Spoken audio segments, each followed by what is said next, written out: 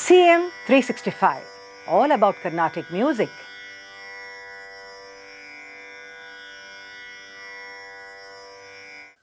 Music is indeed a very, very unique art. It is a very unique performing art, I would say, where a number of people get together to create something.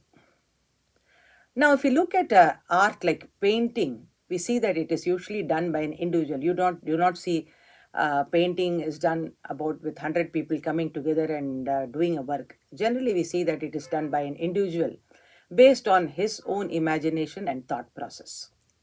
Now, if you take the case of dance also, we see that it is sometimes a solo presentation, sometimes it is a group presentation. But all of this art, the dance art, actually it requires some music and rhythm for its execution. You cannot just dance without anything happening in the background. So, a music is definitely important for execution of this particular art form. In drama, we see that several individuals come together and in different roles, we see that they are acting so as to bring about a well knit storyline for us to perceive. In music, we see that it can exist as an independent form, unlike dance, and also be performed solo, like a painting, or as a group, like in a drama. But the way the musical material is presented is different from the other forms. Just let us look at it more intently. Suppose we are taking a bhajana. We see that generally in a Nama Sankirtanam or a bhajana that is happening, we see that there is one lead singer who sings and the others follow him. And here, of course, they may know the composition or they may not know the bhajan that is being sung. So, but nevertheless, also whether they're initiated in music or not, they just repeat it, and that's how the procedure happens in a bhajana paddhati. And this also, again, of course, it may be in sync, it may not be in sync, but the purpose here is, as I said in one of my earlier episodes also, that the purpose of bhajana is to invoke a sense of bhakti within the people. So that is the ulterior motive. In light music, again, we see that the singer, the instruments, all of them have their parts very defined, and they all know exactly what they have to sing and where they have to sing and other things. In Carnatic music also, we see that many parts in terms of many musical compositions coming together to form a cohesive whole.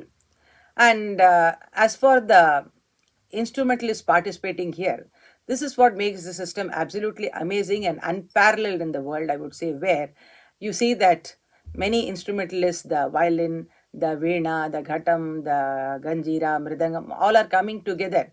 They actually do not know their parts earlier because of the fact that so much of it is improvised on the spot by the main artist. But yet they get into the thought process of that particular main artist, try to gel with it, be in sync with it, and that's how you get to hear a beautiful synchronized music.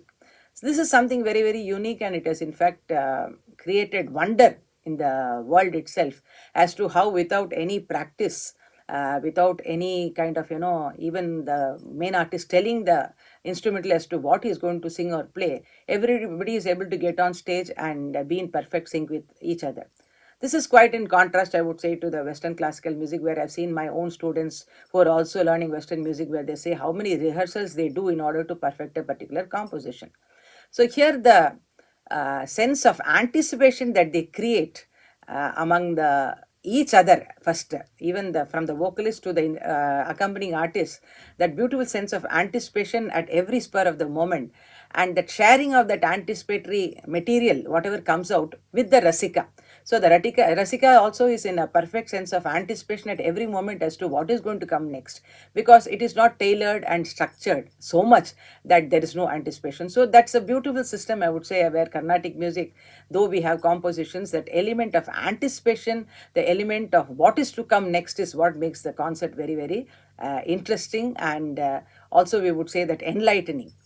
And as for the viewership, here also is a very, very unique medium, I would say, where an art like, for example, painting, you cannot stand 10 kilometers away from a painting and say that I enjoyed the painting. You have to be at close quarters to enjoy that nuances. Similarly, even in dance, we see that you have to be quite near the artist in order to enjoy the facial expression or the footwork that he is doing, the intricacies. If you want to enjoy, you have to be at close quarters.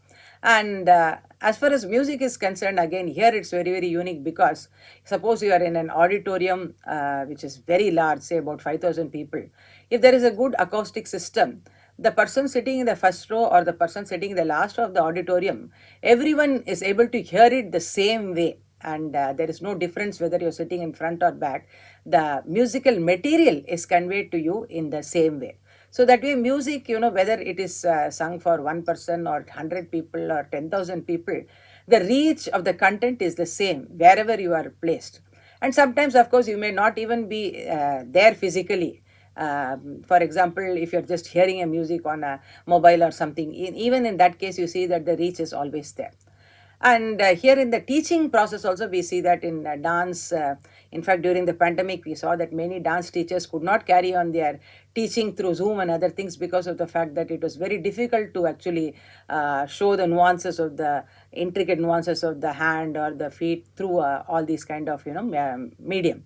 But then music was successfully taught. In fact, it became such a large thing. In fact, everybody started teaching, and so many students also engaged in the learning process, and in groups and individuals in collaborative work. In so many ways, we could see that music expanded its horizons, I would say. And that is where, again, music is a very, very unique art. And finally, of course, what makes music unique is its medium. For example, in painting, you definitely require a physical medium of a paper or a canvas or something where you can actually paint your picture. And even for dance, for that matter, you need a certain physical space. You cannot dance in thin air. So you need some space at least to dance.